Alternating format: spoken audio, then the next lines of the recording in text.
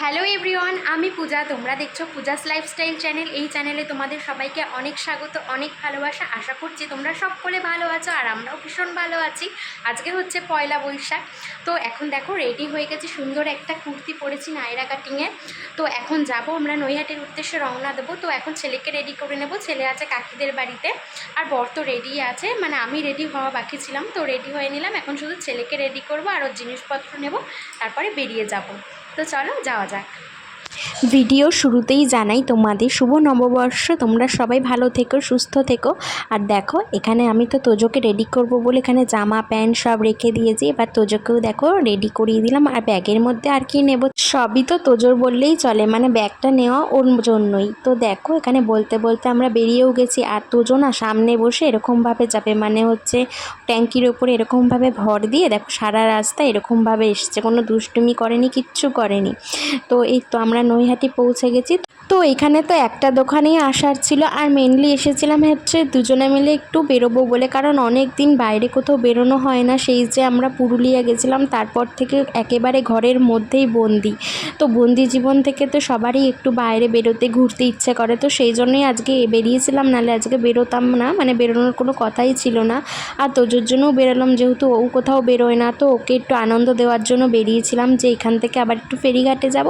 তো সেইখানে গিয়ে ও একটুখানি মানে ওখানে গঙ্গা আছে, যেহেতু ও জল খুব পছন্দ করে, তো জল দেখে তো ও ভীষণ লাফালাফি শুরু করে দিয়েছিল, মানে স্নান করবে বলে। আর এই দেখো এখানে এই পুচকুটার সঙ্গেও দেখা হয়ে গেছে, মানে বলেছিলাম আগের ব্লগে যে আমার বান্ধবী ছিল, ওটা ওর ছেলে ওটা।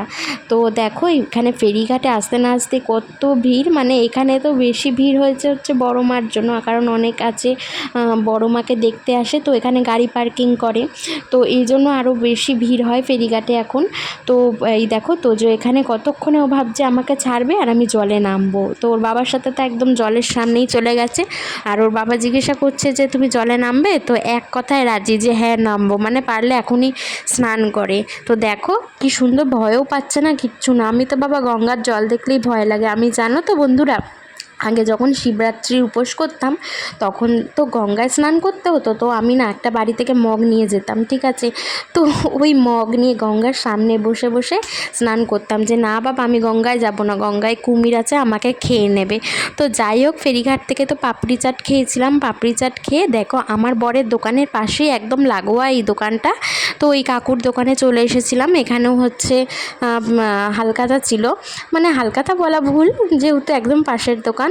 আর এখান থেকেই অনেক তোজোর জিনিস বানানো হয়েছিল, তো ওই জন্য এখানে প্রত্যেক বছরই আমাদের বলা হয়। তো ওখান থেকে নিয়ে মিষ্টির প্যাকেটগুলো নিয়ে বাড়ি চলে এসেছি। এবার ছেলেকে খাওয়াবো, ওর তো খাবার বানিয়েই গেছিলাম, তো চলো ছেলেকে খাইয়ে নিই। তো ছেলেকে তো খাওয়ানো হয়ে গেছে, আর দেখো বর এনেছে বিরিয়ানি, মানে চিকেন বিরিয়ানি। তো যাই হোক আজকে স্পেশাল দিনটা আরও ওই স্পেশাল করে দিল একদম, ওর জন্য ওকে অনেক অনেক অনেক থ্যাংক ইউ।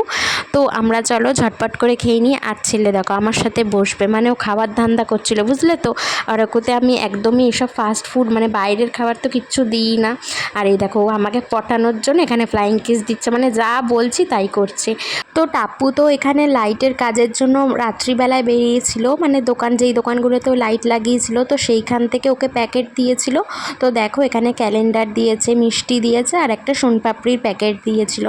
আর এখন তো তোজোকে ঘুম পাড়ানোর পালা ছিল, তো তোজোকে ঘুম পাড়িয়ে দিলাম ঝটপট। তো এইভাবেই তো আমার নববর্ষ কেটে গেল। তোমাদের ভিডিওটা ভালো লাগলে লাইক করে দিও।